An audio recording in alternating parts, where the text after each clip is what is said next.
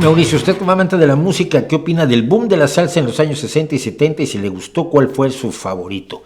Sí, me gustaba mucho la salsa.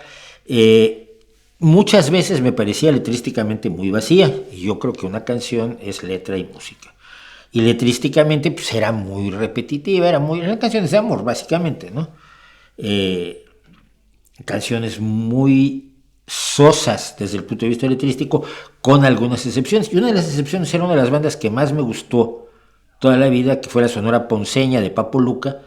Primero que nada porque Papo Luca es un pianista absolutamente fuera de serie.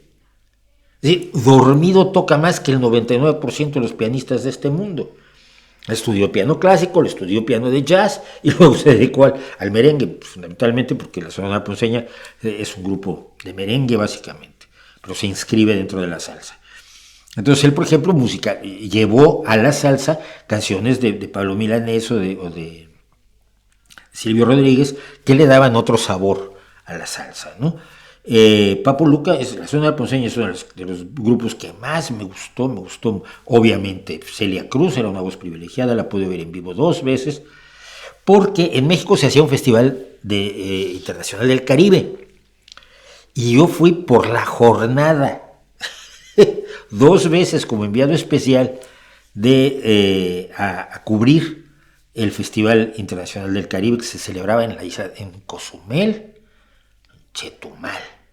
Pues no me acuerdo, fíjate qué barbaridad, con el tiempo pasa, nos vamos poniendo viejos, decía Pablo Milanés.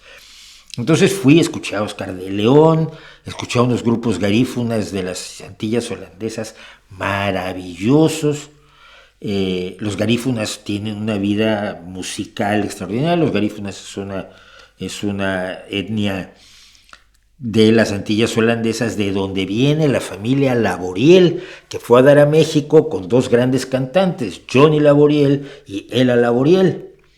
El hermano mayor, Abraham Laboriel, se fue a Estados Unidos y es hoy uno de los bajistas más importantes de los Estados Unidos y uno de los bajistas de sesión indispensables, es un monstruo del bajo, y su hijo es un enorme baterista. Es una saga de músicos garífunas extraordinaria, los Laboriel, que pasaron por México y que todavía Abraham Laboriel se define aún como mexicano, que ya no habla ni español, ¿no?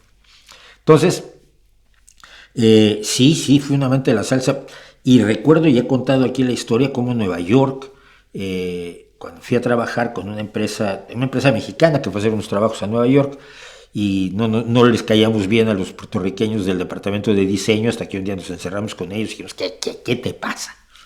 No, porque ustedes son estadounidenses. No, estás mal, somos mexicanos.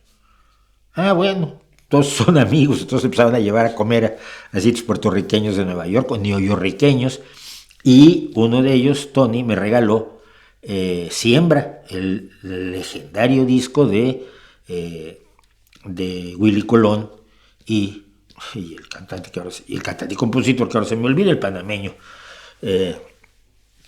Ya me acordaré, ya me dirán ustedes quién es, cómo se llama, porque siempre se me olvida él.